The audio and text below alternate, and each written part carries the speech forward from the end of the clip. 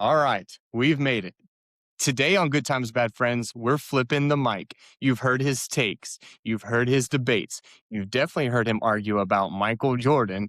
But today, Justin Cash Money Brumfield, a name he gave himself, is the guest in the chair. From growing up in a tiny Texas town that exploded overnight to chasing the dream of college football and paying D3 tuition for it, to coaching young men and learning the hard way that leadership actually costs.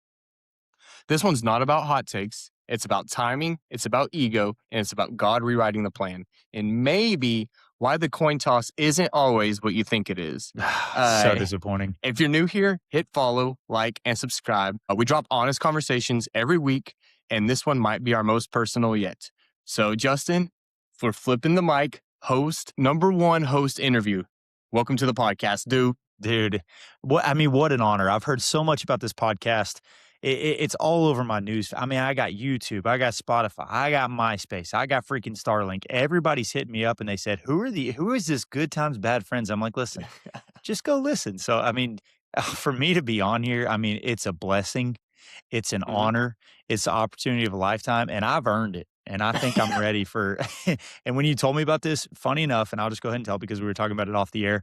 I thought this was going to be next week. So this is truly the surprise of a lifetime when I'm looking for our guest episode folder and I'm trying to do a little bit of prehab and I'm trying to do a little bit of research on our guest and get ready to go. And then all of a sudden can't find the folder. I'm freaking out. I have nothing prepared. And then all of a sudden we get on and Colin goes, oh, by the way, we're doing your host. We're doing your host interview tonight. And I'm like, oh, well, you wanted me to be surprised. And I legitimately thought that was going to be 7 days from now. So it's an absolute honor to be surprised and caught completely off guard for the first host interview. So, and I'm not going to say that, there's animosity among the hosts, but once we found out that you were the guest, Alex didn't show up. He just said, I can't do this anymore. I refuse. I think he was mad because I thought we were going to spin the mic around on him first. Mm-hmm. And all of a sudden you're like, hey, Justin, you're up. And I think Alex was like, well, that's it. I'm done. You think his feelings are hurt? Yeah, I think he's on an extended sick leave, but he needs to know that first of all of our sponsors are extremely generous, thanks to Summer Moon and everybody who supports. But he's not going to get paid, so if he's expecting to get some financial compensation, like it's not a mesothelioma commercial, he's not getting anything out of this. No, there's no financial compensation for Alex tonight. If anything, he's still got to pay us on Venmo. So Alex isn't here, so I know Doak especially is just like waiting for his one chime in an episode. It's not coming. Like, don't turn us off. I know you're upset, but today it's about Justin. So let's take it back to the beginning. Growing up in Celina, Texas, what did growing up in Celina, first off, teach you about winning? I know you're a coach. I know you've been a college athlete. What did growing up in that community teach you about winning? Dude, I think the more I experienced the world, the more people I met, the more situations and environments that I'm exposed to, the more that I took everything that happened to me in Celina for granted. So like starting all the way back from the beginning, and this was such a sad realization. Like you see those videos all the time, and like especially when you have kids in the future, it's like you never know you were going to change a diaper for the last time, or you didn't know that was the last time that your son was going to want you to pick it. Just like all that super sad stuff. But then we were talking about the other day. So we have a really close group of people. So we are born and raised in Celina. Nobody moved in, nobody moved out. Like there wasn't any of this just new age stuff where people could just pick up and move in a moment's notice. Like where you are is where you're going to grow up. It's your home. It's what you develop. And so like we had a super close group of guys. And like I had the saddest realization because I'm around high school kids and I get all these different situations, but I don't think we'll ever encounter kids that start in one place, they grow up, they play together, they're outside, there's all these freedoms, like, as long as you're back at sunset, like all those old school rules that we have and all those old school experiences that we have, I just don't think that's going to be a thing anymore. So like the more I left Celina, the more I appreciated what it did for me. Now, growing up, you never see that. You always see that like your parents are mean and why can't I go out and why can't I have all this fun? And why do I work out all the time? Why do I have all these standards and expectations? Like why are all these people always pushing me to be my best? And then you leave and you realize like, man, people need that. So I think from an early age, like growing up in Celina was like, I wouldn't say there was this natural rebellion. But then you turn around and there was this natural appreciation after you left. It's like, oh man, like I appreciated all the people that poured into me. I definitely appreciate the friendship that we have because it's the whole reason that we're in this situation right here. You being the best man in my wedding and everything. Like the people that were up there, my biggest, well, it's a long story. But anyway, just short story, you were. Long story. Anyway, if I can go back, it'd be a lot different, a lot less difficult to explain. But like for me, it's just now I get a chance to brag about all the stuff that thank God I was able to have, all the support, even though I was a huge turd. Like I had like my best buds with me the entire time and everything that we went through, all the experiences that we had in that town. We thought it was so weird, but at the same time, we thought it was so normal. And then you get out and you realize how abnormal our childhood was. You realize also like, we grew up in the great like, I will argue this to my death, like, this is where I turn into an old man, like that Progressive commercial or whatever. I will argue to the death that we grew up in the greatest era without a doubt. Like, these babies, if you're a '90s baby, like, you have no idea how good you had it. Like, it was the precursor to just all this technology that would just take over everybody. We played video games, but not a lot. Mhm. Like, the only video games that we played were all sports. All the stuff we did was outside. Like, we left and we just did stuff all day long. Like, filming ourselves catching the ball at the field is, like, what we did for fun. Right. Like, we weren't out doing a bunch of stupid stuff. So, I think to kinda put a bow on that, I think growing up in Celina was one of those things. It's like and especially now, it's growing like crazy and it's completely different. And I think everything, you can't really avoid change. It's inevitable. But as I look back, like the appreciation I have for the childhood I had and the place that I had with the friends that I had and the experiences that I had, like I wouldn't trade that for the world, man. Like that completely shaped my life all the way up until today, even though there was some curveballs and exits that I didn't plan on. I think where we grew up and who we grew up with and the experiences that we had, like, dude, like we could tell stories for hours. And Correct. I think now a lot of people don't have that. I think that they're trying to look for it through a phone screen, and you're just not gonna find that. Like, there's so many times, like, the greatest things that happened to us, the scariest things, we're running away, we're freaking toilet papering people, like, the greatest things that happened to us had nothing to do with a phone, and it kinda breaks my heart for today's generation, but at the same time, it's like, hopefully, I can share those experiences and maybe take people back a little bit, you know? I mean, it's probably for the best we didn't have phones, right? Dude, we would get in so much and I do tell myself, like, all this I tell the kids, I'm like, "I don't understand why something stupid is happening, and your first instinct is to do this." Mhm. But at the same time, we were in the selfie age, so it's like, how dumb was it just to take a selfie? And it's like, then you take your shirt off, and you're like, "Look, I've been doing my curls." So Oh, it's like, yeah, dude. Then you go Tebow. exactly, like, you extrapolate that, and that's all you grew up with. Would we been in the same boat? I don't know, but thank God we didn't pull our phones out when we were doing some of the stuff that we were doing so we could kind of absolve ourselves from being like, "No, guys, like, I didn't do anything that stupid." But in all reality, if phones would have been surrounding us, it probably would have been a little bit different as far as And what we we tried I think we've talked about this on multiple podcasts about, like, how, like, we wanted to just be famous in some sort. Like, we filmed ourselves dude, catching we wanted routes at it the field. We so did dude bad. average on the basketball court. We put one of the guys in our high school in a shopping cart with shoulder pads and pushed him down a staircase and thought that would be fame. I mean, to be fair, Then drug him behind my truck in a tube in America's a Funniest Home pasture. Videos did call us back and say they wanted to use the video. I didn't Dude, fill out the paperwork in time. Yeah. when you said that, I was so disappointed. I was like, "That was our shot," and you were like, "Nah, it's alright. I'm Yeah, sure they don't so wanna talk to us," but laziness is a problem also. So, like, you just encapsulate like, you just gave the best sales pitch to Celina. So when we're talking about, "Man, I'd love to upgrade our podcast. Who can we reach out to for sponsors?" Celina, Texas mayor, there's your sales pitch, dude. that's You're it. the Help us fastest out. growing town in the nation, I think. Why not use us? But when so, encompassing your thoughts of Solana, when did you realize the rest of the world didn't operate like Solana? Was it when you went to college? Was it when you became a teacher? You kind of hinted on it, but what was like the realization of like, oh, not everybody has these childhood friends. People talk about it at marriages or think it's weird that you go back for high school games or still text your high school friends. What was like the turning point that the rest of the world doesn't operate like that? Colin, first of all, great question. Like from the one thing I've gathered from all the episodes that I've watched of you guys' podcast is you always ask that great question. Like you started off, you get us fired up. Now, anyway, dude, and it's so funny too because I wish there wasn't that stigma because around when we graduated, it was the whole high school hero thing, and it's like, what are you doing back? And it's like, dude, is that Brumfield? Like, did he ever leave? And it's like, Salina was one of those towns, weirdly enough, that you either got out forever and it was so weird to come back, or you just stayed there, and then you were known as that guy that didn't leave. You're the guy that didn't get out. Like, what happened? Like, Are you ever going to make anything of yourself? So it was just weird, like lose-lose situation. So I was a guy that, well, we were the guys that kind of got out, which was the best thing for me. But I think when I first left, so like kind of culminating into the weird parts of my story is so my junior year, obviously, we were known for football. We played everything and we were also in that era where it was like it was so much fun. Like nobody had to specialize. And I still hold very strongly to that. It's like I think you should play everything as an athlete. If you want to do something, you need to play multiple sports. You need to go around. You don't need to you don't need to specialize. Now, if you have University of Texas showing up to your games, probably think about specializing.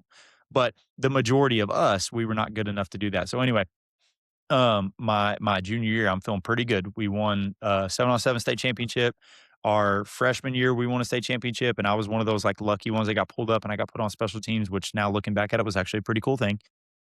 And then my sophomore year, I played a little bit, but I was behind probably one of the most infamous guys ever to come through Celina. And I will not name drop him, but he got Texas Tech in a lot of trouble in the future after Yeah. that. So Big closet scheme. you can go down that rabbit hole if you want to, lock yourself in that closet if you want to. But and so I got a little bit of playing time, but once again, I was, there during the playoffs or whatever. And then my junior year, I kind of had like this little. Was that you? Look at you. We got Colin. Colin has some fighter jets flying over his house, so don't mind the background noise. This dude is just firing up his engine, not knowing that I'm in the biggest podcast. Colin's doing his podcast in the middle of Fort Hood right now in Ukraine. Brought to you by Summer Moon Ukraine store. Anyway, so going into my junior year, like I kind of had like a breakout summer, the coach are hyping me up or whatever. I'm taking that position. I'm in a big spot. And then once again, you get trapped in this bubble of Celina where like that's the only thing that matters. Like you're gonna be the next football player at Celina and go help win a state championship. Like you might as well go straight to the Cowboys after that. So for me, I just existed in such a bubble of Celina. And so anyway, that spring I tore my ACL, like ruptured, like first major injury I've ever had. Never jammed a pinky, never broke a nail, anything like that. And then all of a sudden, I just rail my ACL in practice. Actually, at the end of a 7-on-7 game, and I was being an idiot, and I caught a ball at the very end. And I still remember I was juking out Nick Klicka. So anybody could have juked out Nick Klicka. I mean, you had basically Stephen Hawking out there. So The Abercrombie like, model? yes. And so I make one move and I just hear this loud pop. I don't know if you were out there, if you remember that, but like I start like screaming in pain. I mean, I'm on the ground and I literally thought I broke my leg. Like I heard the loudest pop. Everybody heard a pop. Anyways, I'm like laying on the ground and then the realization sets in. I get up, I get off, and I don't think it's a big deal. Like our trainer at the time was like, yeah, you probably just like sprained your knee. You're just kind of being a baby because I was very dramatic. I was going to shock you, but my personality in high school was the most likable guy in the world.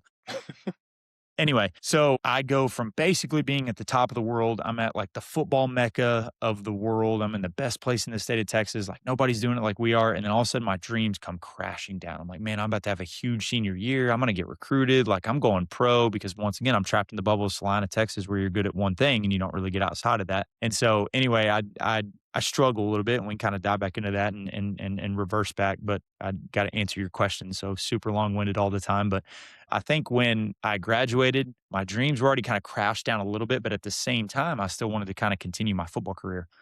So I end up, thanks to Daniel Mendoza, and he'll remember the story, he gets recruited by Howard Payne University. Woo! Howard Payne University. Yeah. If you know anything about them, they're not really great at much. And so, but I was just so like, I can't let go of this dream. Like it didn't end the way I wanted it to. We lost when we weren't supposed to. Like our year was done a lot earlier than it should have been. I started being an idiot. I'm fat because I had surgery. And I couldn't do anything for 4 months. Like nothing is going my way. And I'm like, okay, I can still be in control of this. Once again, being a super hard-headed, super unreasonable 18-year-old, I'm like, I think I can still play college football. So this is like June or July, which is, if anybody knows anything about trying to enroll for college and especially when you go to play college sport, not early by any means. And so I know pretty much nothing about Howard Payne University other than the fact that Daniel Mendoza is about to go there. And then funny story, we get a couple months down the road, I load up to go there and Daniel Mendoza loads up to go to Harding University in Searcy, Arkansas. So the guy that gets me to go to Howard Payne because he's going to Howard Payne goes to Arkansas.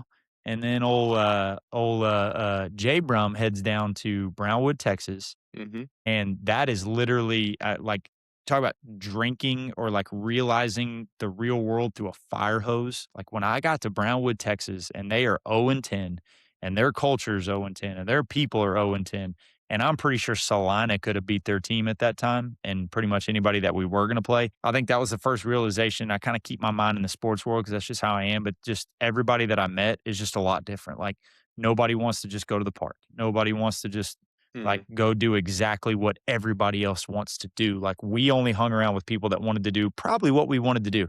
We go get in a random Nerf gun fight, or we'd go up to the field, or we go to the park, or we go ride bikes and stuff like that. So I think as soon as I stepped out of that bubble, not only did I step out of the bubble of Salina, which I thought was on this big pedestal, is you know, no, and no offense, I know a lot of great people in Brownwood, Texas, but Brownwood, Texas is not Salina, Texas. Howard Payne University is not Salina High School. And more importantly, the mindset of everybody that I'm around is completely opposite. They don't expect to step onto every single field. They don't expect to step into anything that they do and just win. Like for us, even us as juniors on the JV track team, like we knew we were going to beat everybody by 5,000 points and have a Yeah. blast doing it. But then you step over there and there are like starters at a college that come from a high school. They're like, "Yeah, we are terrible." And I'm like, "Well, we weren't." And they were like, "Well, what'd you do?" It's like, "We just worked out all the time and won." Like it's a simple formula. Like we weren't the most athletic guys in the world. They were like, "Yeah, we worked out a little bit." And I'm like, "What do you mean a little bit? I'm Like, did like, y'all do any extra when we throwing? got Did you do bored, any extra like?" we're like, Yeah, let's yeah, let's go to the high school and play basketball for 9 exactly. hours a night. So, like, extra work for us wasn't really extra work. That was just a way for us just to hang out with our friends instead of being in that structured practice setting. Like, now you get kids to do extra stuff and they're like, "Oh, well, I already had like a 3-hour practice." And it's like, "Yeah, but that's not practice. That's just us going to the park and playing 21, or that's just us Mhm. going to the baseball field and trying to have a home run derby and we're terrible at it, or us trying to make a basketball video about stupid basketball shots because the town over us, freaking Dude Perfect, whoever those guys are nowadays." But like, I think me, like, not only did I step out and realize that immediately, like, I didn't ease into it. I got pushed into, like, the Atlantic Ocean, like the Mariana Trench. And I realized very quickly that not everybody around you has the same upbringing, has the same experiences. And more importantly, like, that 100% shapes everything you do after that. Every culminating action, positive or negative, can either take you the way that we had. And I mean, it was a very naive optimism that had to get checked a little bit, but at the same time, like there's some people that go through that exact same circumstance in those 4 years of high school with just an absolute loser mentality. And for me, like a negative thought will always lead to a negative action. At least if I give myself an opportunity to do something great, I have a chance. Now, success isn't loyal to anything. It's definitely not loyal to us, but it's loyal to the effort. So for me, I realized that like, oh, like this is what happens when you have a fork in the road and it's a lot of good choices that you can make with some mistakes along the way, or it's nothing but bad and negative thoughts that lead to bad and negative outcomes. And so I think I realized immediately when I left high school that I was like, oh, this is a bubble that I've been trapped in that made me a better person, but it also made me realize that it has a lot to do with the environment you're in based on how you're going to attack everything. Cause there were guys that were just, it was just doom and gloom no matter what. Like they could win the Masters and they put the green jacket on. They're like, well, the jacket feels a little too tight, and it's like, Oh, oh my God, dude, like doom and gloom. So, yeah. like for me, luck, and it ended up being good for me because a lot of people kind of get eased into it, or maybe they don't see it, or maybe they kind of get fluffed through the first couple years of their life. But I realized very quickly that, oh, like where I came from is not even close to anybody's experiences. So it was a good and bad thing. Like it was a little depressing at first, but then, for me, I turned it into a positive to where I could affect the people around me. So. Well, so you chased the dream, college football, and you did it. Like you played, you moved schools, you did it, but you said in your pre-survey, not without cost. So you said that when all of these things were happening, these changes were happening, and life happened, it came with some bad decisions that followed. Like walk us through maybe not the exact bad decisions, but the things that you were tempted with or the things that came up and how you got through those and what changed and stuff like that. Yeah, so like starting in that place and not a lot of people, I mean, they can go find all my ugly mugshots and everything, but like not a lot of people understand where my journey went to. And it was one of those things like it was almost embarrassing. Like I got to the point where I'm like, what am I doing? And that was finally when I was able to break through. Now, let me preface this because I don't want to get in trouble because all my family, I love my family more than anything in the world. I met my wife at the very last stop. So hindsight's 2020. Like I would not have met the love of my life if I did not go through this journey. Now going through this journey, woo. So anyway, I'm Bumpy at road. Howard Payne. Yes, very, very, very bumpy road to get, but it just shows that resilience pays off. So I'm at Howard Payne. First year I show up, I'm like, you know what? Like, the grass is, I just start looking around all the time. It's like, hey, let's not worry about that. Like, let's water the grass where we're at right now, see what we can do. Well, I got a reality check really quick because my very first year I'm there, I make basically the varsity squad because in Division three, you don't get a chance to redshirt or anything like that. So most of those teams are going to have a varsity squad and a JV squad. So either way, you're going to be able to play so you don't waste a year of eligibility because there's basically no way you can get it back. Except for now, there's dudes that are playing like 11 years in college and I have no idea how they're able to do it. So maybe it's changed. I don't know. But back in my day, um, Oh gosh. so we go through that first year, really that first fall camp, and like I'm showing up and I'm kind of starting to get my confidence back a little bit. Like I'm losing weight. I'm not that little chubby, depressed high school kid anymore that was hurt or whatever. Like overcome my injury. I get there, like I'm busting my butt, and people start to see that. And I'm like, okay, like luckily, not everybody had the experience I have, but I'm going to use it to my advantage because I'm competing against these freaking dudes. So I go through fall camp and we had a pretty small freshman class and there was one guy, shout out to Josh Freeman, try to reach out to him, get him on here.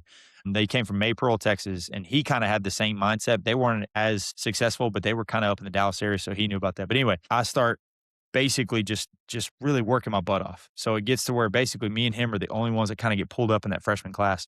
And I'm on pace to basically being a starting receiver on that first year. Well, the head coach pulls me in, comes down to me and a senior. I will not say his name, but that dude was a god awful football player, not a very good athlete. And I knew that I could outplay him right there as a freshman. So the head coach brings us in or brings me in and he goes, hey, just let you know, I'm not going to say his name. I love this dude to death. But he was like, this guy is a senior. And I just feel like this is kind of my philosophy, the coach at the time. He was like, I just think the older guys should have an opportunity because they're more experienced and they stayed and paid their dues. I think even though they may not be the better player, I'm going to take that experience over somebody that's a little bit younger. And right then and there, like, whatever you can kind of, I mean, I was talking about being resilient, all kind of stuff right there. I was like, yeah, I'm gone because like that mindset right there is not good because it was not the better player. It was just the guy that just happened to be older. Like whether he stayed and didn't do a single thing, he was the guy that just stayed 4 years to the program. And I think that guy was a newer coach. So he was a little bit more loyal to those older guys. Well, that mindset, unfortunately, in the game of football, allowed us the opportunity to go 0-10 that year Yeah, it's not a winning and mindset for sure. I was already checked out. I was still working my butt off. I was being a great teammate. Like I still have really great friends from this time. So they hear that, like, and anybody that may have been coaching there or anything like that. And actually, the athletic director at UMHB right now was one of the coaches at Howard Payne. He was so pissed at me when I left. But anyway, kind of getting ahead of myself a little bit. But great people, great situation, but not a great mindset. Like obviously us being coaches, like if that's our mindset, and I get it, we pour into people, we create championship people, and we don't care about the scoreboard. But at the end of the day, we are coaches and we use that sport as our vessel. So we can't be idiots. We still have to put the best people on the field to give us the best chance to win that just happen to be the best people too. So there's a culmination of all those things that you're looking for. So anyway, I'm kind of there and I'm like, man, I finally like I kind of dipped a little bit that last year of high school. I'm making some bad decisions. I'm being really, really stupid. And I kind of turn the corner a little bit. And then I get to this and I'm basically told, like, oh, well, you're the better guy, but you're not going to get as much playing time and you're going to kind of bounce back and forth because I like this guy who's just a little bit older. And he never got hurt, played the whole time, went 0-10 and stuff like that. So I'm bouncing back and forth. And so anyway, I get to the end of the season. I'm like, okay, here we are again. Like, I want to leave. Like, I still wanna do this, I just wanna get in a better environment. So maybe it was selfish at the time, don't really know.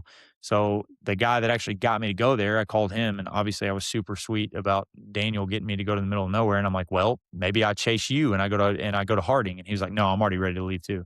And I'm like, "Sweet, so everybody just wants to run for the freaking hills," which in hindsight, once again, you and Cody went to SFA, should just came and been a lumberjack for a little bit, but so That's I probably decide true. that's Let's you should have every time you came, we had a good time.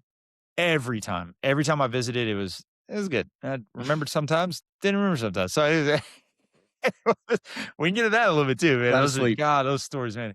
A lot of sleep there, a lot of fuzzy taco moments. But um, so anyway, like I'm right back at this. I'm right back at this road, and I'm like, okay, do I want to chase this? Where can I go? How good am I really supposed to be? And once again, I'm at that place right there. I step right in and I have an opportunity to play. And I'm like, okay, if I can do it here, surely I can go bigger. Once again, I think this is where being trapped in the bubble, Celina, Texas got me because I played with guys like Jordan Roos and all those guys that are going Division 1 and everything. And I'm like, well, I played next to those guys. So like, why can't I go play to them to the next level? So my next stop was UNT, freaking call and all that kinds of weird stuff. Mean green. Main Green. And so I go there and I'm like, you know what? I'll go there. They love walk ons. It's a great program. And I still remember this day, like I'm showing up and I'm training where their old football stadium is, where we played that first game our junior year in. And I'm over there like running by myself, like running routes, you know, punting the ball up to myself, like practicing all this different stuff for the tryout. And I'm like, I'm going to make the team here. And then I'll never forget, like a week before I tried to go tryout for the team there, I'm at their starting tight end because I still had this pipe dream that I was going to be a tight end, even though I was 5'11 and a half and like, 185 pounds. Well, I meet their starting tight end that's about 6'4", 235 and is an absolute monster of a human being. I got introduced to Division I football and I was like, boy, you're the starter? And he was like, yeah. And I was like, is everybody as big as you are? He goes, yeah. Like I'm actually the smallest one. I'm just more athletic. And I'm like, okay, well, can't play Mm. tight end. So then I was like, "Hey, like, what are some of the" and it was funny, like, where the players ate was where everybody else ate too. So he was like, "Yeah, let me go introduce you to some of the guys." So I met starting tight end. So I was like, "All right, X that off. Let's see what other position I go to." I was like, "Oh, I split out wide sometimes." I met one of their starting wide receivers who was 6'3" and about 205. Gosh, I don't know how do I say it very nicely. He just looked like a grown man compared to me. And then I'm like, "So are all the outside receivers like that type of size?" He goes, "Yeah, we're more like jump ball guys, stretch the field or whatever." He was like, "I Oof. run a 4.5, so I probably won't touch the field as much." And I'm like, "Well, I don't run a 4.5, so let's X that position off. So where can I move to now?" And so then I was like, "All right, I can be like a little shifty slot receiver, run some short routes, stuff like that." And then I met their slot receiver.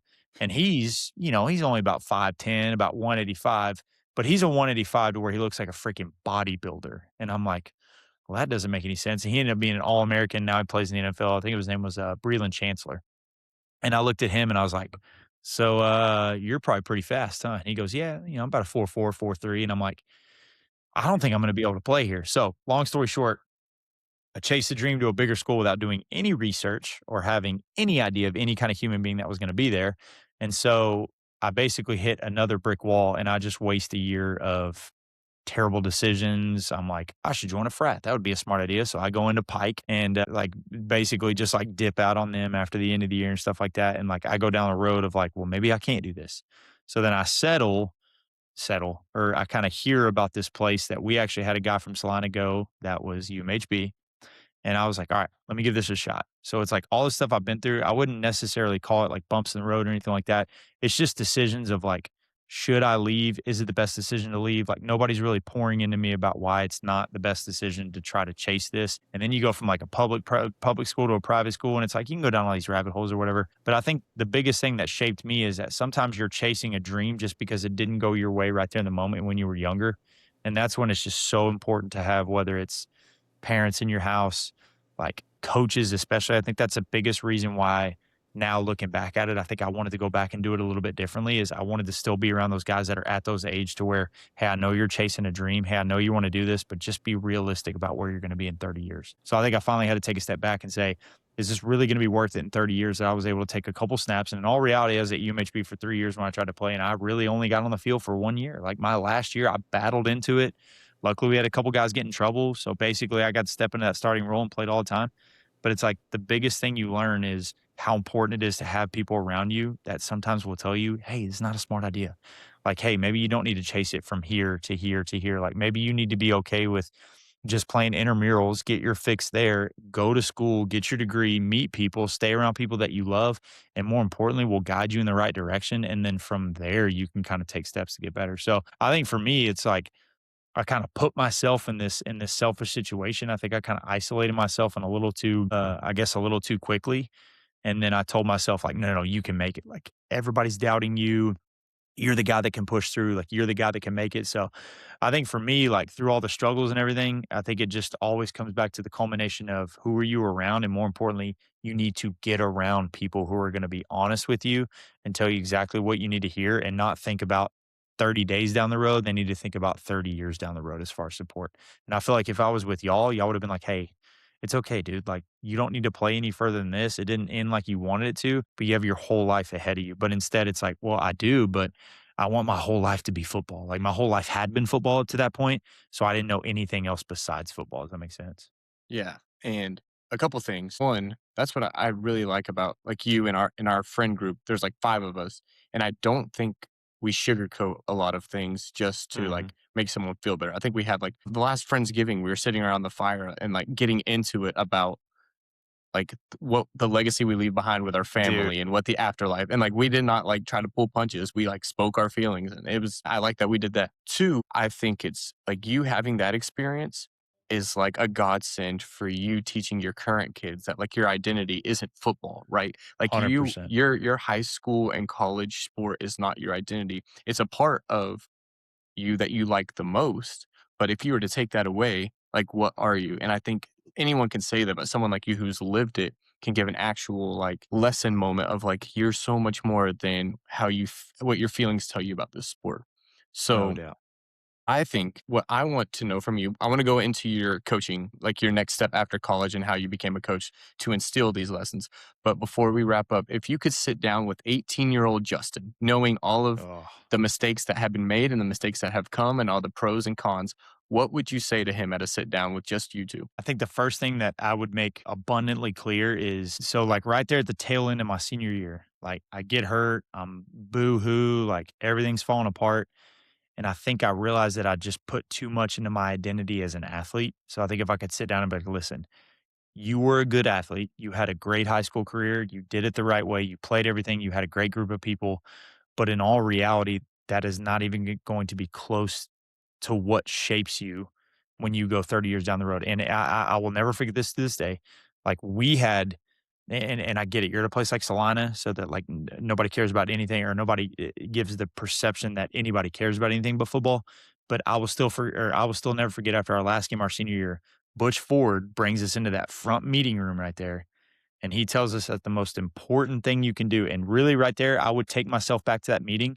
I would sit myself in the front again and I would say, listen to this. Like, listen and hang on to every single word that Butch Ford is about to tell you, because he sat there and he goes, listen, guys, like, however you feel like your career went, like, I know you guys were disappointed about how it went, how you think you should have went, whatever, like expectations versus reality, all this kind of stuff. You are living and dying by a football game.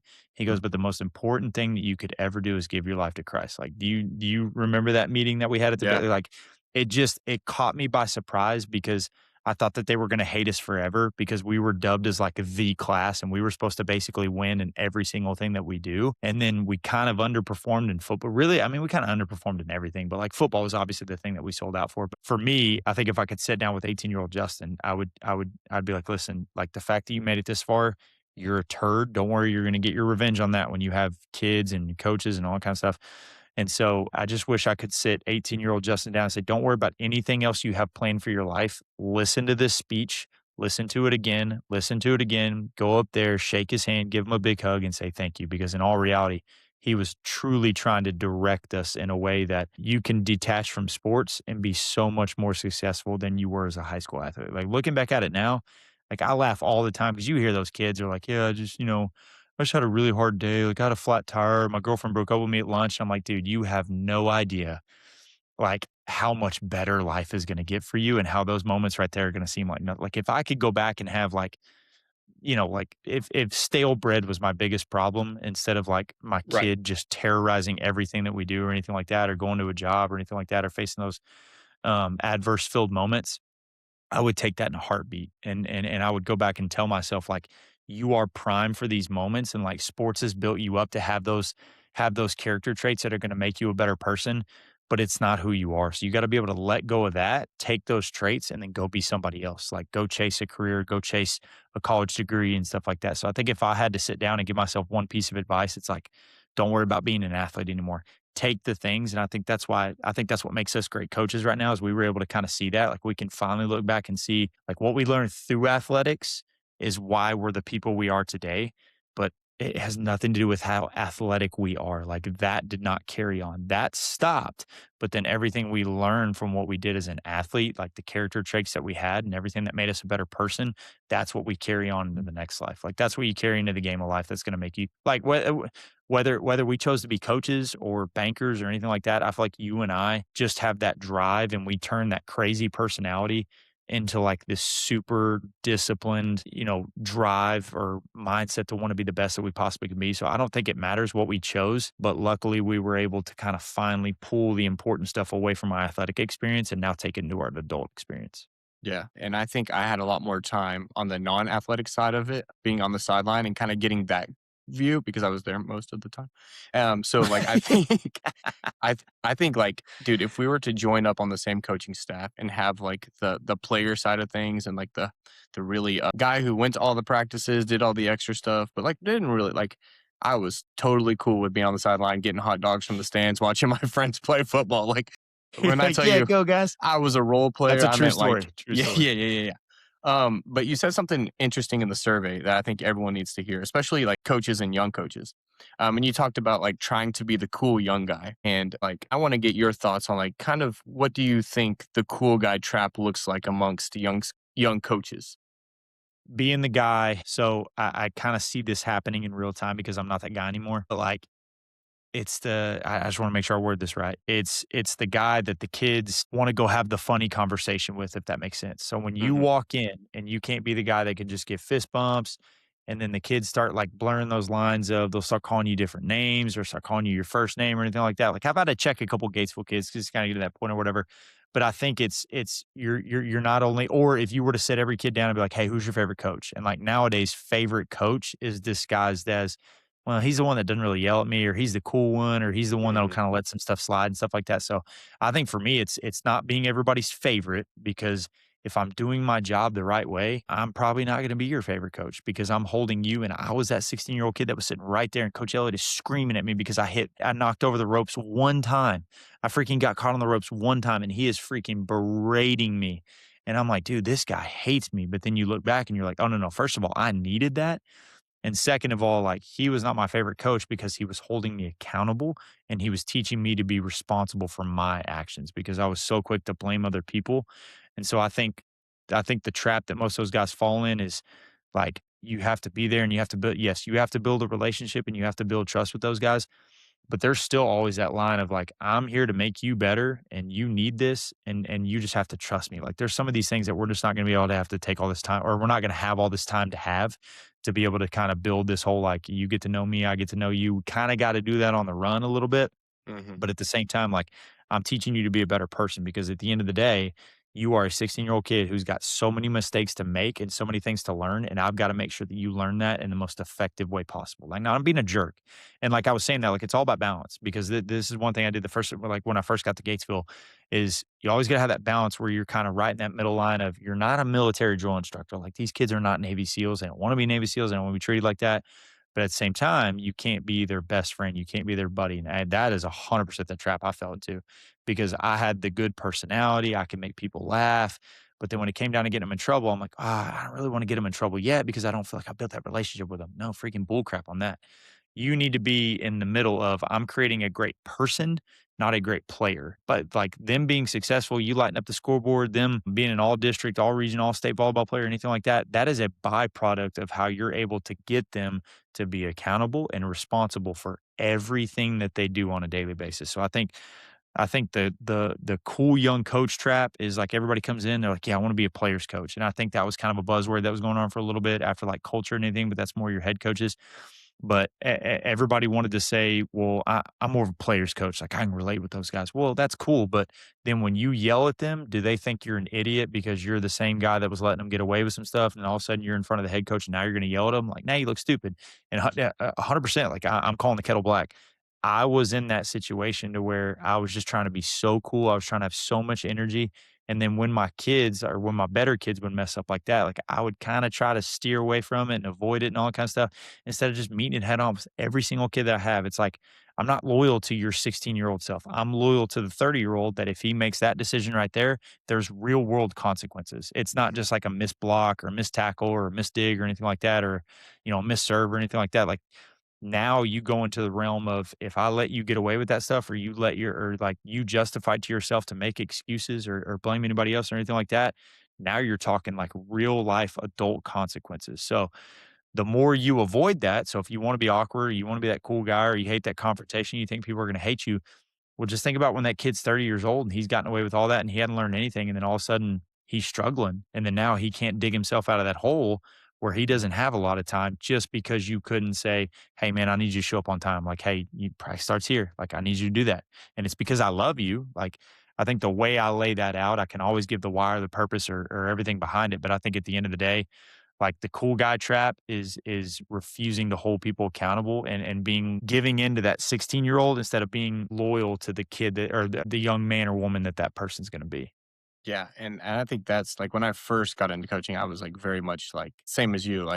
Mhm. Like I'm gonna spend 14 hours here a day. I have to have these people like me. And then Mhm. as we like grew in our careers and like when I became like a head coach, like I had to like course correct. And that's the beauty of it is like you can, right? Like you can Exactly. go You back can make and those mistakes, man.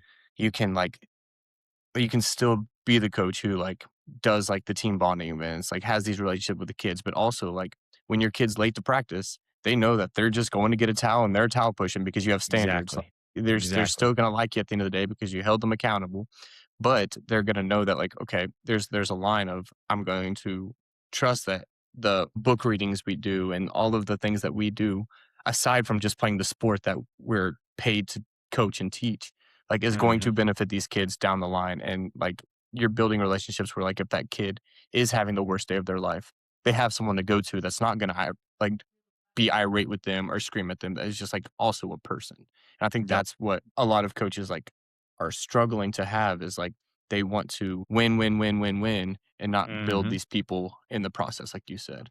Well, And even that's huge. yeah, well, even in today's society, it's like if you hold somebody accountable, they automatically take that as criticism. And then what does everybody in today's society do? They look for somebody, they turn the blame right back on you. Yeah, you're right. Like coach is way too mean to you. Like this coach wouldn't be mean to me over here. And then they just get up and leave. So it's like, unfortunately, we're at the mercy of people making really stupid decisions and not wanting to do difficult things. And so instead of facing those things, so like for me, it's like you choose when you face hard. You want to face it right now where the consequences are low and you do some burpees or push ups or towel pushes. But then when you figure it out, you become successful, you become resilient, you become that person that you want to be. And then when you jump 30 years down the road, you're already ahead of even the people that haven't figured it out at that point. Or do you delay it? Do you avoid it as a bad coach or a bad player, or bad parent, or anything like that? And you constantly try to maneuver this path instead of just preparing yourself for the path of life.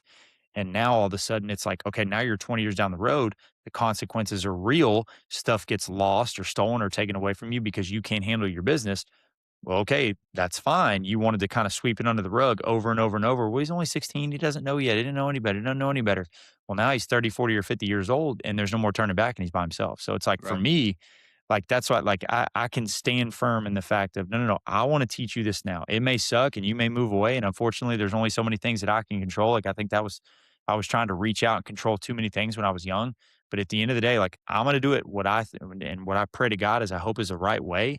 And if you run away from that, that sucks. There's nothing I can do about that. And I hope that you're just running to a person that would do it the exact same way I did. Or you listen, you become resilient, you develop those traits. And then ultimately that's why we get into coaching is so that we can show that person and maybe they make that decision. They're like, oh, I need to make sure that I become a better person at 16 and it doesn't feel like it's just hitting off a wall like it did for me when I was 16, 17, 18, 19, 21 years Hmm. old. So the goal is just to make somebody realize it earlier than I realized it, become a better person than I was, and then make this world a better place. Like that's the ultimate goal of what we do. You're right. We get paid. We have coach in our title. I get that. But at the end of the day, it's like, can I leave this place better than I found it by showing these people how to become better people earlier than what I finally allowed things to set in and realize to become a better person. If we can do that, then there we go. That's the best resume you can ask for right there. Yeah, and one big thing that I like try to do, and I genuinely like this is kind of where I get my coaching philosophy from, is like I want all of my athletes to think like they are cared for, they're believed in, and someone's in their Mhm. corner. So, like, when I have this 100%. relationship and I have this culture and I have to make a tough call where this kid is going to now be a starter and I have to pull you, and because we're high school athletes, they're like, "Oh, Coach Rutherford, like, doesn't like me. He hates me." And then I can Mhm. pull you aside and be like, do you like do you have evidence that I have ever shown you nothing but grace and like Exactly. support from me? And then when it's no, like, all right, well, let's work this together. Now that we know that that's not Mhm. true, we can come to a good place where there's no like mesh, like fighting on the team or these like thoughts of like he has favorites, blah, blah, blah, whatever. Like we have to be on the same page in every aspect. And I think that's where the culture comes from. And Mhm. you said something powerful in your pre interview, and I don't want to jump around too much, but you said that like God's timing doesn't care about your plan. So like you have all these Mhm. plans, you have all of these ideas. When did you realize Like, you were not in control of your future. Was it when you went to, Howard Payne, or you're like, "No, I wanna go to UNT," or, "I thought I was going to be this," or, "I thought I was gonna go with this person, but then McKenna came along." Like, where did you decide that you were Ooh. not in the driver's seat? Okay, so 2 points that way because I don't wanna jump around too much, but then obviously when I was talking about in high school when I got hurt, like, I think I'm on this trajectory. I'm like, "Dude, I'm gonna go D1, put some time in, let's see, let's go after that." Like, Jerry Jones looking pretty nice, right? And then all of a sudden, because like you put me as a coach when I'm 20 or 21 years old, like I'm getting fired. Like not for anything stupid, but I'm an idiot. I'm gonna be everybody's buddy. Like I'm not gonna be taking care of business. Anyway, so kind of like a precursor to that. Like when I got hurt in high school, I think that's when I finally realized like I need something to turn to because it can't be football. It can't be anything that I can do because I can barely take a shower by myself. So I think that was the first realization of like, okay, I'm really not in control. Like at that point, I'd kind of been a little bit in my faith, and like I still remember to this day, like the first time that I went to church over there at First Baptist, like before I was going to Bethel and everything with y'all, and I just kind of bounce around or whatever. Like I was kind of just journeyman in the church scene, but the only reason I would go is because of the pizza, and there was probably a girl there that I liked. But Mhm. luckily, I had kind of built that foundation to where when that happened and everything was taken away from you, the stuff that you think drives you as a person is now swept under your feet. Like, where do you go from there? So I think from that point, I was able to see like, okay, I'm really not in control of my plans. And I think God and thank goodness, like I look back and that's 100% what happened. God was like, okay, that's fine. You can think that, but you're not ready to go down that path. You couldn't handle that. You couldn't be one of those dudes. Like I go watch some of those games, like God forbid if I was to go to like a big Division 1 school or whatever, dude, I'd be like Johnny Manziel 3.7. Like there's no way I would have been able to handle like that stage and anything like that. And God forbid I have a little bit of success or anything like that. Like I was just extremely selfish. So thank goodness God put a very heavy roadblock in my way, and then, fast forward through all that stuff, I'm making some decisions, I'm hitting some speed bumps, but God's always kinda grabbing me right at the last moment, like, right when I left UNT, like, if I wouldn't have left after that I think I was there for, like, a year and a half or whatever, 3 semesters, like, if I would've stayed another year, another semester, anything like that, like, things just would've went a little sour for me, to be honest, so, like, at that point, like, it was almost like I was leaning back just a little too far, and that's when God was like, "No, come on, like, you need to keep going, like, I have something, I promise." Once again, like, I wanted you to see that you put so much into football. Football's not what anchors you. Football's not what drives you. Football's not what makes you who you are. So God just keeps reminding me, reminding me, reminding me. Biggest thing that happened though is so I graduated from UMHB and then another 4 years goes by because I realized that I don't get as many scholarships when I'm not playing football and not actually participating as a person like that. So now I got to pay real money to go there. So anyway, have a whole hardship going through there, and I'm kind of working, trying to pay off school and everything. So I finally graduate, and I did a summer at Katie Tompkins with Coach McVay, and he kind of gave me my first opportunity to see what coaching was like. And I was going to the meetings and everything like that. A guy from Vista Ridge calls me, Coach Rodney Vincent. To this day, like he is probably one of the greatest mentors in my life and one of the greatest human beings. Like he coaches for the right reasons. Like he is do what's best for kids. I don't care what your plans are. We do what's best for kids. Like he truly embodied that. Anyway, so he called me and he's just got this very distinguishable, like he's just a good old country boy from Vernon. He goes, Coach, he goes, see that you're only certified in PE. And, long story short, if you're a coach and you're certified in PE and you're young, get another certification because they will laugh at you. So I go on this Correct. tour of like introducing myself to all these coaches and everything. Like, here's my situation. I'm going to graduate. And I basically wanted to have a job set up. And all the coaches were like, you're only certified in PE? I was like, yes, sir. I was like, what do you mean? What else? Like, UMHB told me that this is the best thing I could possibly do. So, like, Mhm. thanks a lot, UMHB. So, anyway, I think they need to clean up that program and how they do that. But um, he goes, well, coach, he goes, I can't give you a PE job. Got to save that for my coordinator. So I was like, yes, sir. I was like, well, what do you like? What else do you have for me? He goes, well, if you can go past this test, if you can go past the science test, I got a job for you, coach. I was like, I got it. Like, let me go study. Give me a couple of weeks. I'll go take it.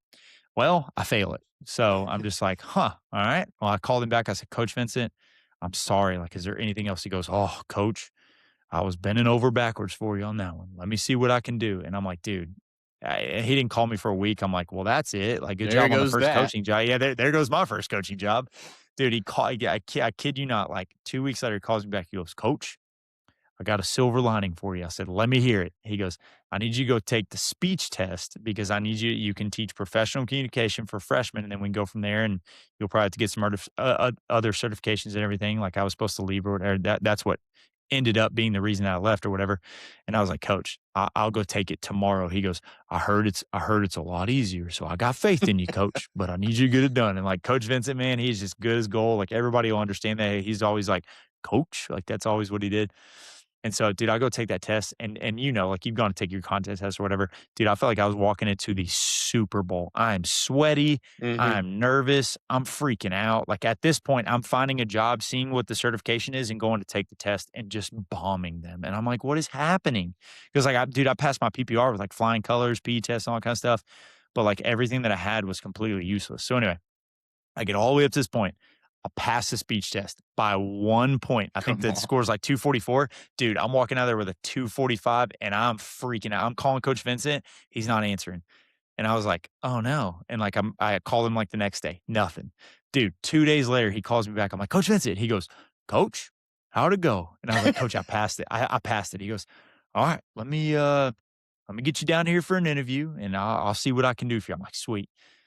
So anyway, and it just kind of just an extra story, but it's a really funny story because I think I reached out to you that day. Anyway, I go down for that interview and I go to Cedar Park and there's a big, it's like Brushy Creek Park right there.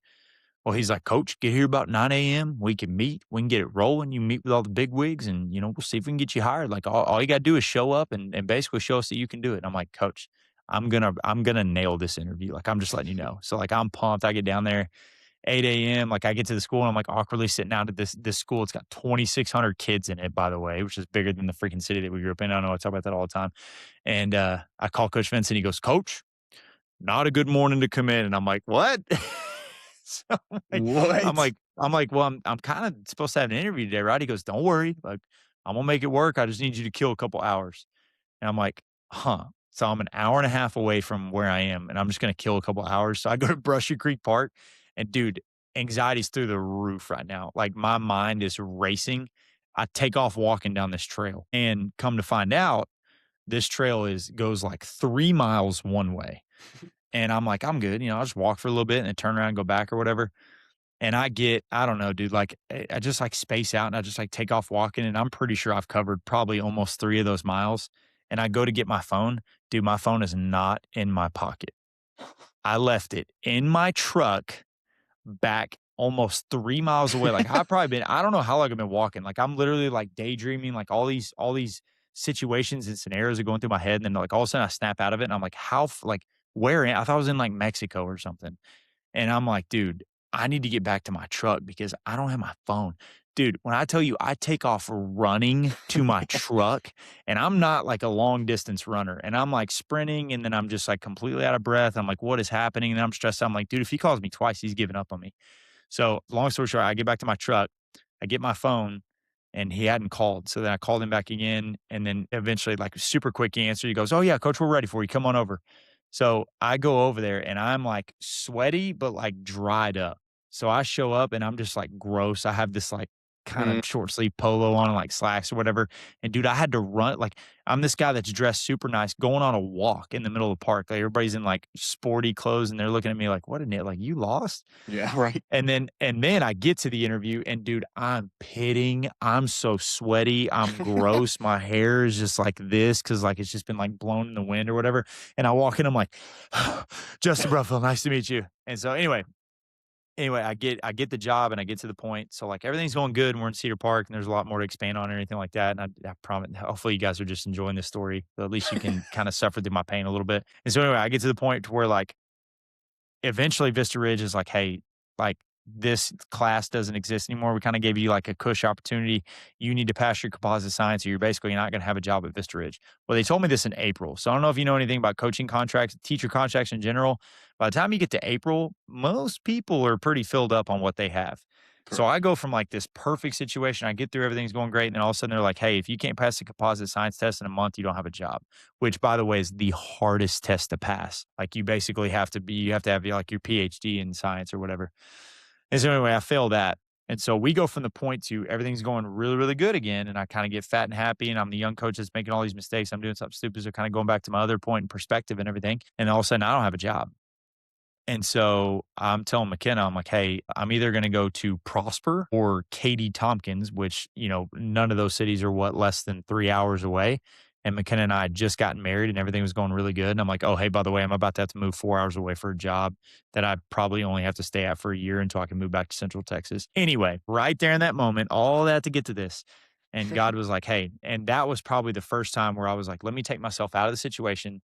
It's not my timing. I'm going to do what I need to do. I'm going to serve the people around me and I'm going to do whatever that God is directing me to do right now. Mhm. Dude, I kid you not. The next day, Luke Howard calls me at Gatesville and he goes, hey, I don't know if I can make this spot work, but I need you to come in and interview. I said, yes. I said, I don't care what it is. I don't care if it's junior high chess. I don't care if it's a swim team that doesn't exist yet.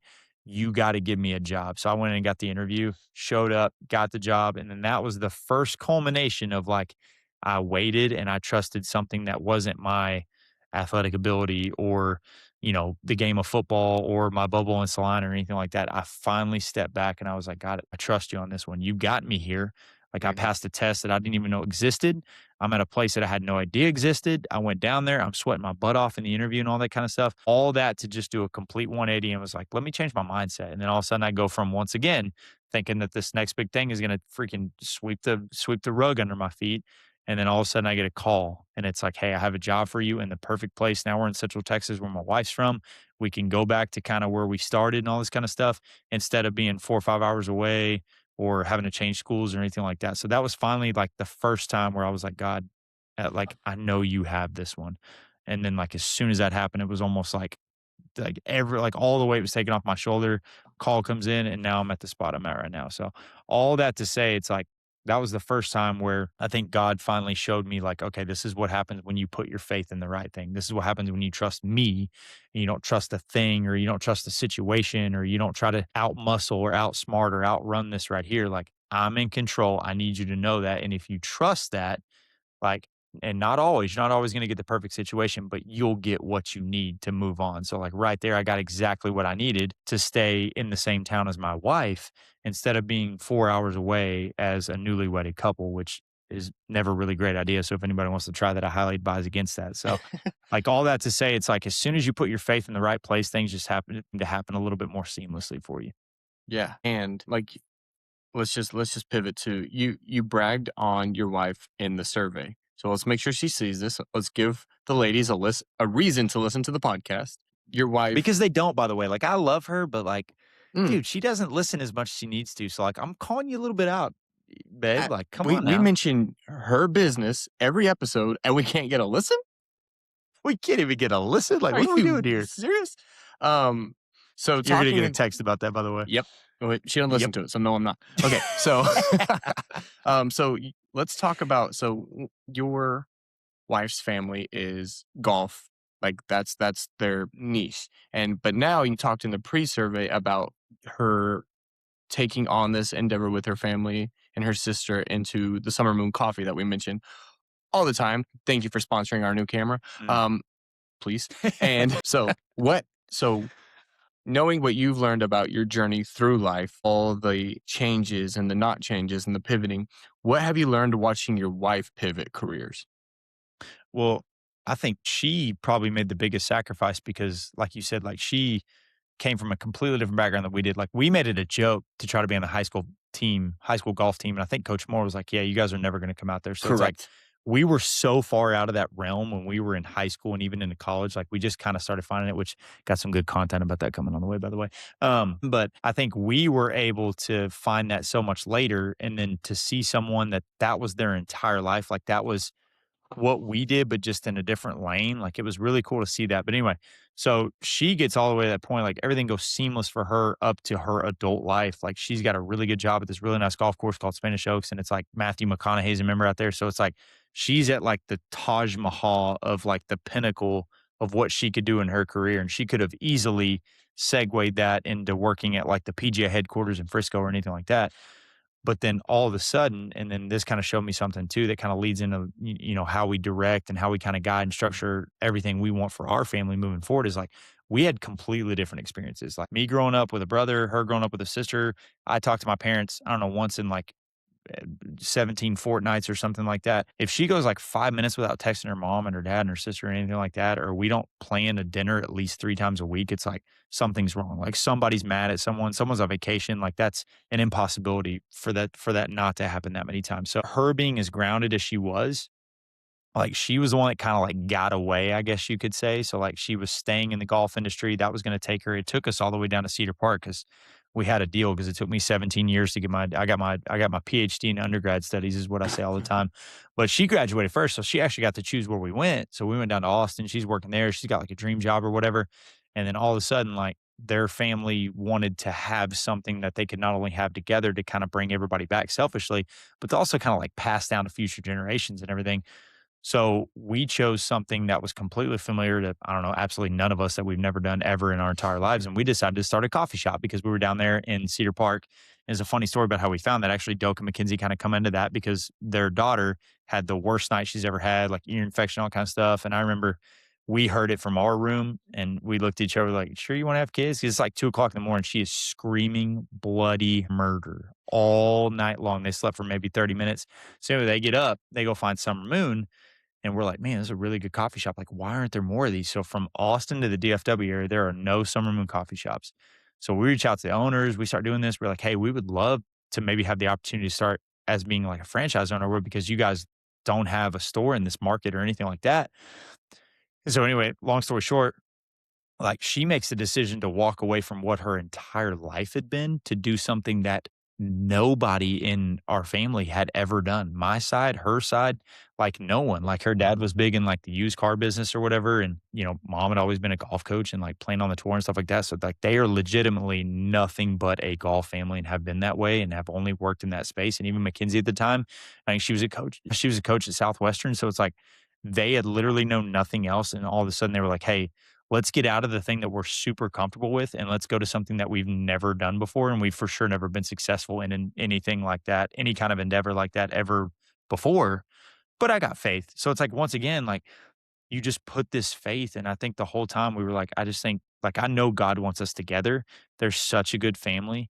And I think they were like, as long as we're together, whatever we choose to do, we're going to be okay. Like we're guided the right way. It's not something that we're trying to force in the golf realm or something that we happen to be good at athletically. Like we're sticking together as a family and we're sticking in the town to where we're developing our faith within a good church and just trusting God in general. So I think the whole way that we pivoted, and I think the thing that it showed me is like just how much of a stud she is, honestly, because there was no like, I mean, really all the stuff I saw, there was some stress and everything that came on because it was new to us. Like every single step was brand new. So imagining learning everything for the first time, you drank through a fire hose and everything. But just the way that they saw something, figured it out, and then they were like, all right, done, next. And then they figured the next thing out, and the next thing out, and the next thing out. And then all of a sudden we opened up this store. And so for me, I'm like, wow, I can't handle like one school change and this girl can walk away from everything or like the most important thing she's done in her entire life that shaped her and shaped everybody around her. And now we're doing something completely different. So for me, it just showed like we can do anything we want as long as our heart is set in the right place, as long as we're trusting God and we understand that He's gonna guide us where He wants us. Like we may take the long road, we may go to 16 different colleges and be in school for 17 years, but we're gonna end up, as long as we trust God, we're gonna end up where we're supposed to be. So I think for me, it was just like, as long as you have that trust, as long as you have that direction, and you know that it has nothing to do with what you want to do and it has everything to do with where God needs you to be, I think that's where things start to fall into place. And the quicker that you trust that, I think the quicker that it starts to fall into place for us. So now, like owning the store and like having a storefront for in-person podcasts and all that kind of stuff for free, no big deal. And obviously being our title sponsor, which is something we can kind of preview to try to get some things rolling. But I think that everything that we have here is just because of our faith. I think it's us trusting each other. It's us knowing that we have a huge support system with everybody around us. We have good friends, good family, and then obviously we've trusted God every step of the way. Or, yeah, every single step of the way. So I feel like once we did that, everything took off a lot quicker. So to see her be able to pivot just so quickly, so seamlessly, and honestly, like it didn't even bother. Now she could have been freaking out on the inside. I don't know that, but the way she handled it to the point we're at now with how well the store's doing, like dude, she could start 70 businesses and I'll be right there behind her. So who knows? Maybe she could hop on and give us some advice for the podcast and we can finally take off a little bit. Yeah, I tell you, your wife is like, let me brag on your wife. So you're talking about like everything you do in faith. Like she is like talk about like one of the cornerstones in our little friend group for that matter. I think like there's a couple wives in the group who are just like all like bought in for Jesus. And so like me and her will text a couple times every couple weeks, just like worship songs that we just can't get out of our head or like deep spiritual questions about the Bible. Dude, y'all have some deep like, philosophical questions that just turn out I'm like, "Dude, that is a conversation right there." Like, the fact that And you y'all don't do shy that and away. 100%, and, like, for me, like, my biggest flex is that like, my friends who I've known my entire life, like, if God forbid, if, like, me and McKenna get in this huge fight, like, y'all would side with her at this point.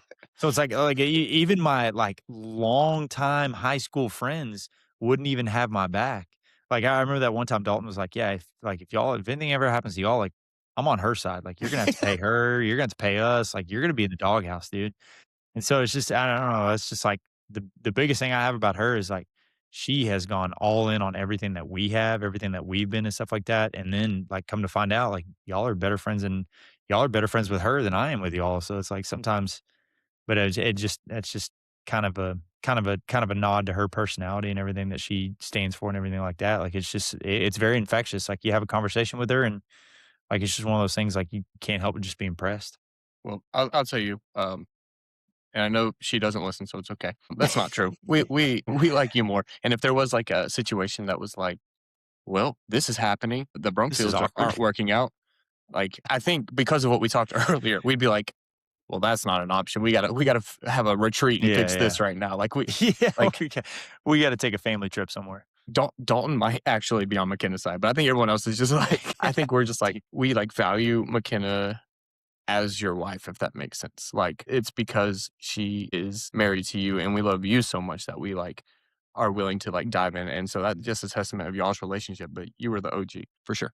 So what I mean, we should wrap up, but it's our podcast. I mean, it's my podcast. My other hosts aren't here. Um, I'm just a guest, man, I'm just a guest. so let's keep going. In the realm of life, and I want to be respectful of your time, guest. You know what? Actually, I don't want to rush it. Let's move through this. Um, I want to talk about this podcast. So you've heard about the Good Times Bad Friends podcast, I correct? have. Oh, from Yeah, so many people, man, like, it's all over my feed. yeah. And I want to know just like a moment of opening up and getting not getting deep, but just a moment of honesty. And it could suck or it could be great. But why does this podcast matter to you? That is a great question because it's like the things that we joke about are the things that just keep me motivated to do this because one, like people don't have this. People don't have somebody that is like legitimately their best friends. Now it's kind of been shrink down a little bit. I get that because like where we started, like we just wanted a way to be able to see each other a little bit more often because we started the Friendsgiving. Like we had this friendship, like we had all these ideas, but it's like, okay, like realistically, how can we get together and just be able to have a conversation? So like it started off fun with like the whole group or whatever and the 12 magical Casper episodes that just don't exist or whatever. But like what it's grown into is just something so awesome because I think me and you have kind of always stayed true. Like even when we left, me and you were always kind of talking a little bit more than everybody else. And like we're all gonna be on the same level. We're all best buds. It is what it is. Like we're friends for life, absolutely. But I think it's a testament to the fact of like I think me and you were very similar, like past jobs and everything. I think that's just more of a coincidence. But just who we are. I think that keeps us more in line. And I think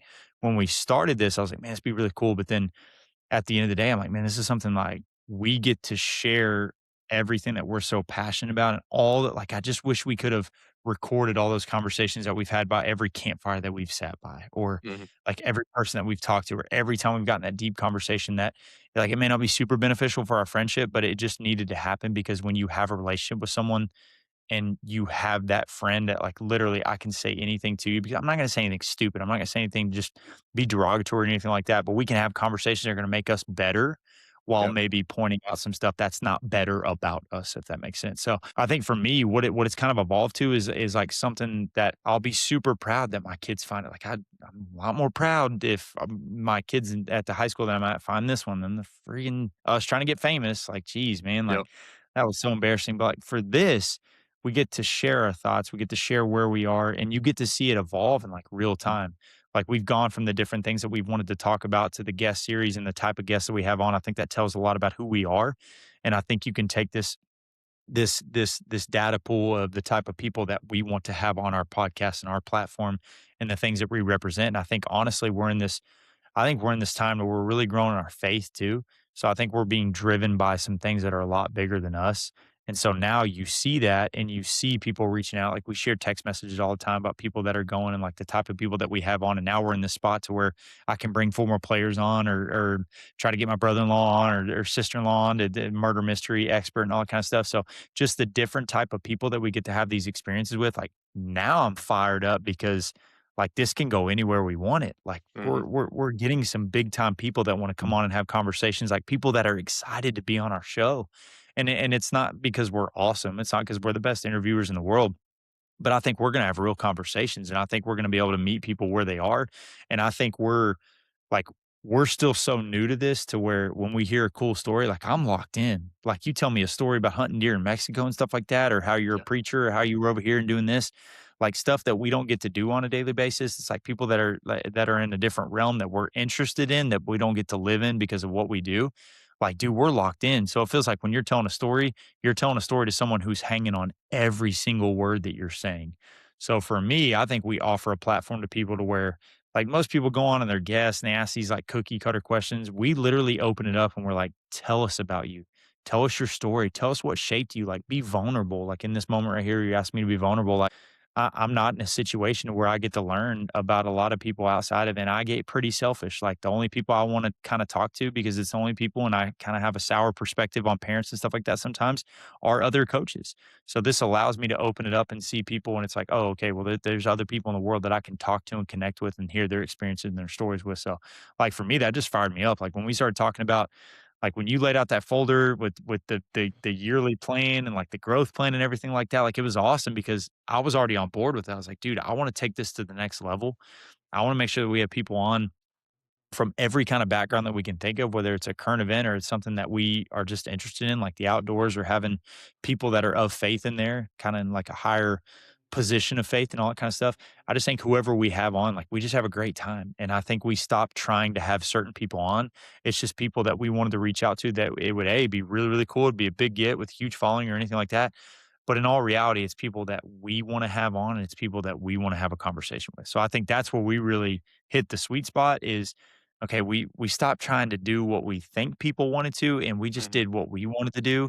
And the people that follow us and are loyal to us and all those freaking huge numbers that we had in the Spotify Wrapped, I think that's because, like, I think once again, that's a byproduct of us just doing what we want to do with this podcast, like taking it where we want to take it and having conversations we want to have. Yeah, I think we stopped trying to be Rogan and we started trying to be us, and I think that was what Dang right. yeah, clip that. Dang right. Clip.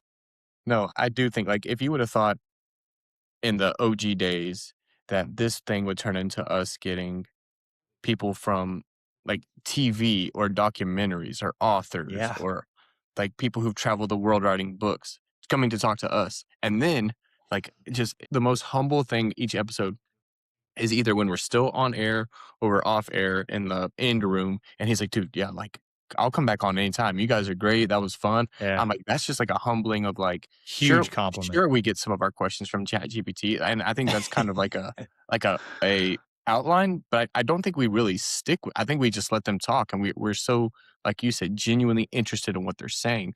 We we kinda divert from our outline, and we're just like, "No, go on about that. Wait, you went to Mhm. UMHB and did, like" I think I'm very proud of the effort that has been put into this and the changes and everything. But there's one thing that's consistent, and that is whether you're a host or a guest or both, we have a rapid fire in this thing. So the way the rapid fire works, we'll ping pong each question. But I'm the only host, so I'll ask all of them. And You'll and just so ping pong from you to you to yeah, you. like, oh yeah, yeah, yeah, yeah. Okay. I'll ask, and these are rapid fire. There's been nothing rapid fire about your answers tonight, so we gotta go. We gotta go to Okay, the okay. rapid I fire. got it. All right. All right, Challenge accepted. Challenge this accepted. one will be super easy. There won't need to be a story. There won't need to just right off the bat. You ready? Yep. Michael Jordan or LeBron? Michael B. Jordan, baby. 6 times, 6 for 6. Yeah, incorrect. So, question Incorrect. two: offensive coordinator or head coach first? Oh man. Wow. I did my research. I know. I'm sorry. I'm really trying to be quick. Politically correct answer, offensive coordinator, me being selfish, head coach for Yeah. sure. Yeah. Honesty is the best policy. Hardest coaching moment. Ooh. First time I realized that I was being the cool young coach that was getting stepped on Mm, and got blamed for everything by one player at the very end of it. Entire career blamed everything on me. did you do it? Not the question. Not the question. Yes, I did. I failed him. But anyway, sorry. Next. what's one thing people misunderstand about you? Dang. They take my kindness for weakness. So I've had to use some not very kind words. People think my funny personality is weakness, but there's sometimes I got to put the hammer down a little bit. Love it. Last question for the rapid fire. In your pre-survey, you said, "Google me. What are we gonna find?" Oh man, nothing good. Nothing that I'm actually proud of. Some crazy mugshots from UMHB. That's probably the best one when I had long hair. The YouTube channel that people still freak out about. And then there's actually, okay, I know, I'm sorry. I know it's rapid fire, but I promise it's a funny story. When I used to Google myself when I first got in college, the first thing that would come up actually was a story out of California where a guy named Justin Brumfield beat up and killed 3 homeless people. And that is the first story that would show up about me. So Mhm. a funny story, my roommate was terrified of me when I first moved to UNT because he was Googled my name and didn't look up like social media or anything like that. That was the story that popped up and he thought I was that guy. So But I don't wasn't. take his kindness for weakness because you know what he Yeah, can do. because I will beat up some homeless people. We I made was it just so like, man, far. I was like, man, this guy's weird. And then he finally told me, he's like, dude, I thought you were the guy from California that like killed homeless guys and then came here. And I'm like, so you think I'd come here? Mhm. I'm like, yeah, dude. Yeah, dude, you're right. You better run.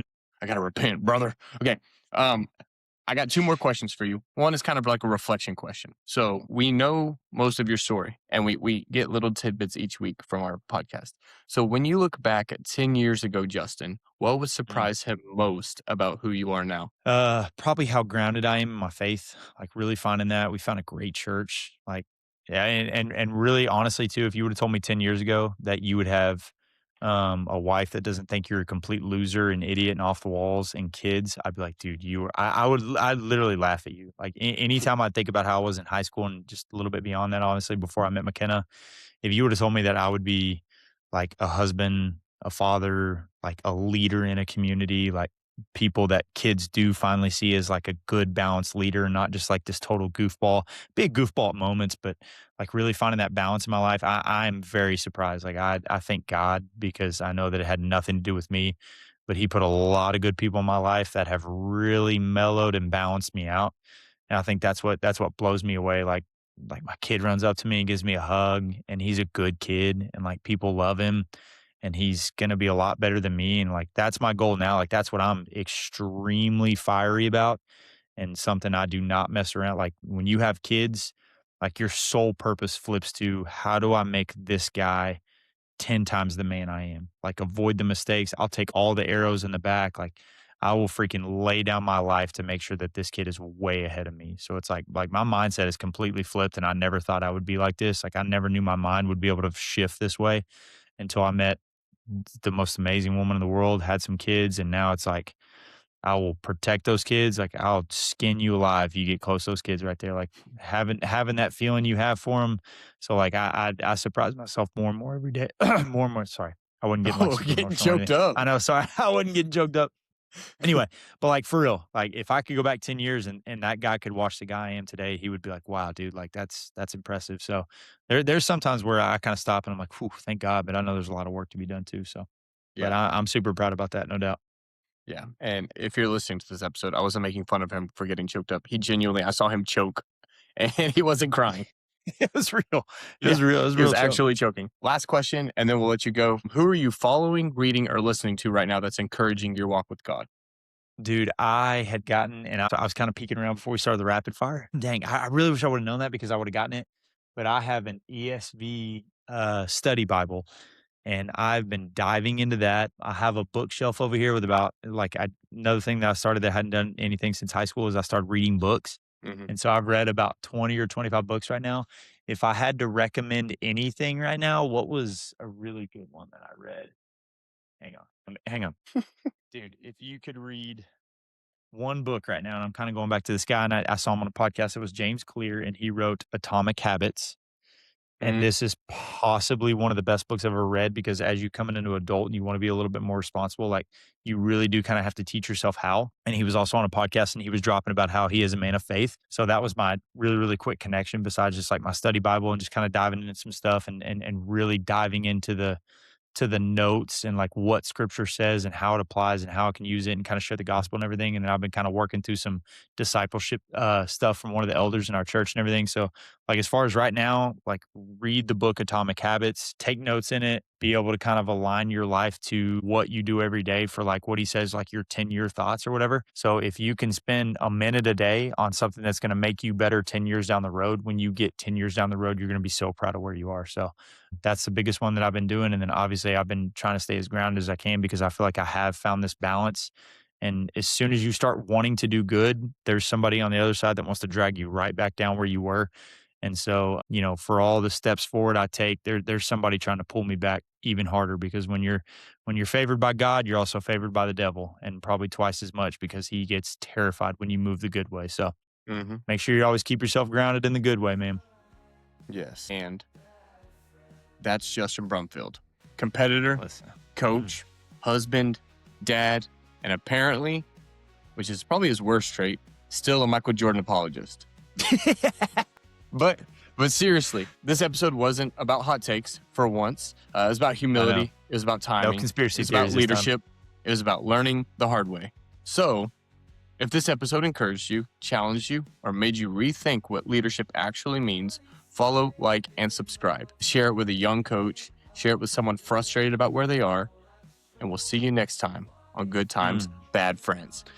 Good You don't see, you're a guest. You don't know that. Oh yeah. Sorry. What- Well, I know I heard y'all songs. So what do I do about this red light? How do I sign off? How do I get out of this place? Yeah, so what you'll do is Good times, bad friends.